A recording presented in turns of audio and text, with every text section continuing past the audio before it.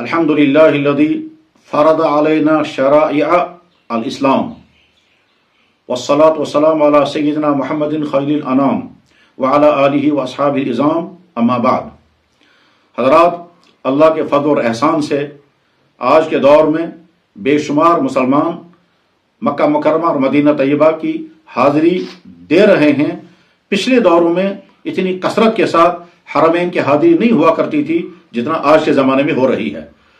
बकसरत लोग उम्रा करने के लिए जा रहे हैं और बहुत जल्द इंशाअल्लाह हज का सीज़न शुरू होगा तो लाखों मुसलमान हज करने के लिए पहुंचेंगे। पिछले दौर में इतनी मादी वसाइल नहीं थे और सफ़र की इतनी सहूलियात नहीं थी, इस वजह से निस्बतन वहाँ हाजिर होने वालों की तादाद कम थी।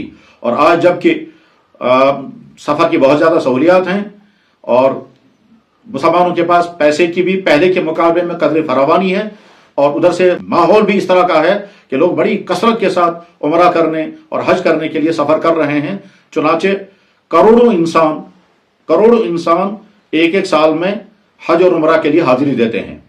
हज उम्रा के दौरान जो बेशुमार मसाइल पेश आते हैं वो मसाइल तो इंसान सुनता भी है, समझता भी है और उसके लिए तरबियती इजलास भी होते हैं, तरबियत हज के प्रोग्राम भी होते हैं, वो सारे मसाइल बयान होते हैं और उस सिलसिले में तफसीलात सामने आती हैं। मुझे इस वक्त एक ख़ास मसले की वजाहत करनी है जिसकी इसलिए ज़रूरत पड़ी है कि वहाँ बहुत सारे हाजी जो हैं वो उलझन के शिकार रहते हैं। उस उलझन से बचाने के लिए मैं इस वक्त मसले की वजाहत कर रहा हूँ। हज़रात, हरमैन शरीफैन में यानी मक्का मुकर्रमा और मदीना तैयबा में जुमे के दिन अजान ज़वाल से पहले होती है। जुमे के दिन अजान ज़वाल से पहले क्यों होती है ये एक अलग मौजू है, लेकिन बहरहाल सूरत हाल यही है कि वहां जुमे के दिन अजान ज़वाल से निस्फ घंटा पहले होगी।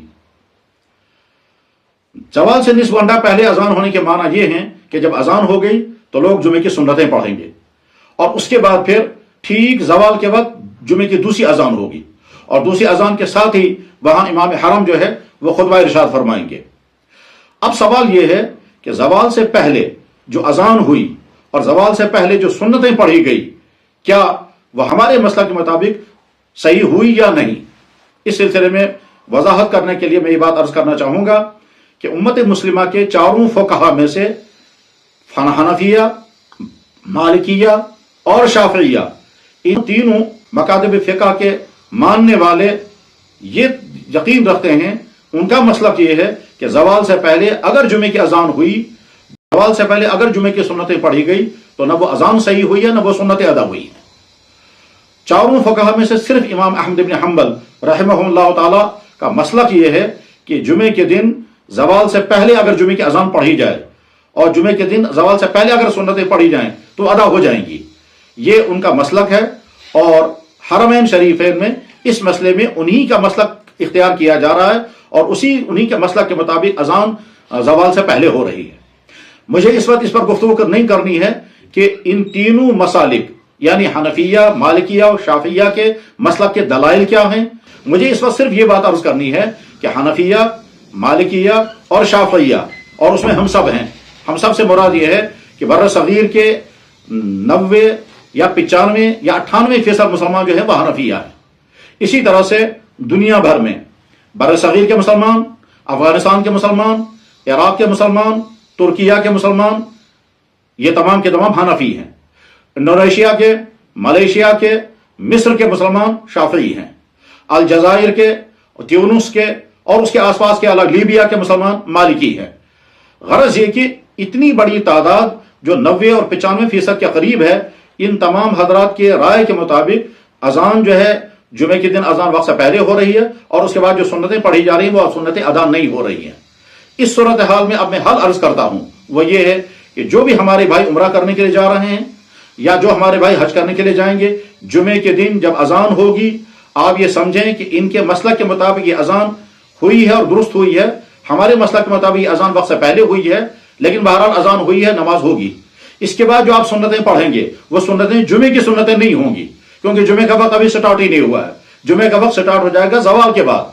आप उस वक्त जो सुन्नतें पढ़ेंगे वो सुन्नतें नवाफिल के दर्जे में हैं या सुन्नत ज़वाल तो हो सकती हैं, लेकिन असल वो सुन्नतें नहीं है जो जुमे की नमाज की जो सुन्नतें हैं।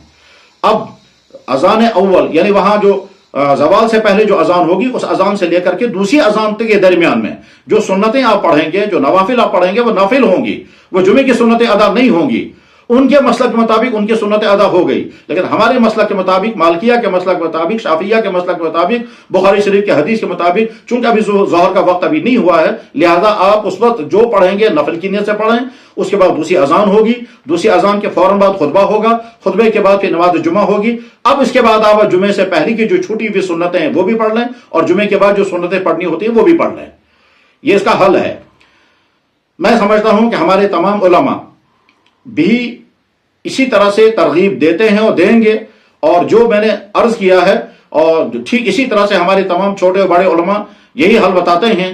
لیکن یہ ان تمام بھائیوں تک جن بھائیوں تک اس طرح کی تحقیقات نہیں پہنچتی ہیں، ان بھائیوں تک پہنچانے کے لیے میں تمام علماء کی طرف سے یہ نمائندگی کرتے ہوئے عرض کر رہا ہوں کہ جمعے کے دن مکہ مکرمہ میں، مدینہ طیبہ میں اذان اول کے بعد جو سنتیں پڑھیں گے وہ سنتیں جمعے کی سنتیں نہیں ہوں گی۔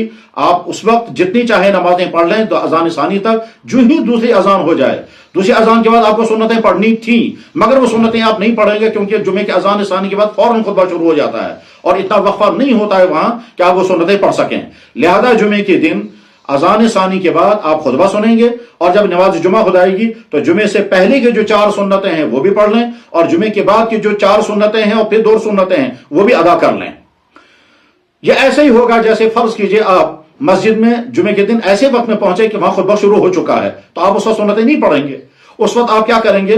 پہلے جمعے کا خطبہ سنیں گے، جمعے کے فرض ادا ہوں گے، اور اس کے بعد پھر جمعے کے بعد پھر آپ جمعے سے پہلے والی سنتیں بھی ادا کریں گے 4 رکعت، جمعے کے بعد والی سنتیں بھی ادا کریں گے 4 رکعت، اور پھر 2 رکعت سنتیں، چاہے 2 پہلے پڑھ لیں چاہے 4 پہلے پڑھ لیں۔ یہ خود ایک مستقل مسئلہ ہے کہ جمعے سے پہلے کتنی رکعت سنتیں ہیں اور جمعے کے بعد کتنی رکعت سنتیں ہیں، وہ ایک الگ مسئلہ ہے۔ لیکن بہرحال ہم جتنی سنتیں پڑھتے ہیں وہ سنتیں ہم جمعے کے بعد ادا کریں گے حرمین شریفین میں۔ اللہ تعالیٰ شانہ اس گفتگو کو نافع فرمائے، اور اس میں صرف اپنے مسلک کی وضاحت ہے اور اپنے بھائیوں کے نماز کے صحیح کرنے کی تفصیل بیان کی گئی۔ اللہ تعالیٰ کرے کہ ہماری اصلاح ہو اور ہم صحیح مسئلے کو سمجھیں اور ٹھیک طرح سے عمل کرنے والے بنیں۔ اور جن لوگوں کا سفر حج یا سفر عمرہ ہے، اللہ تعالیٰ شان ان کا سفر حج اور سفر عمرہ بے انتہا قبول فرمائے، اور اس پورے سفر میں جہاں جہاں جو دعائیں مانگیں گے اپنے لیے، اپنے اہل خانہ کے لیے اور ساری امت کے لیے، اللہ تعالیٰ وہ ساری دعائیں قبول فرمائے، اور حج اور عمرہ کے نتیجے میں اللہ کی طرف سے جو رحمتیں، جو عنایتیں، جو کرم فرمائیاں ہوتی ہیں، ہر ایک حاضر اور زائر اور معتمر اور حاجی کو وہ ساری نعمتیں نصیب ہو جائیں۔ وآخر دعوانا الحمدللہ رب العالمین۔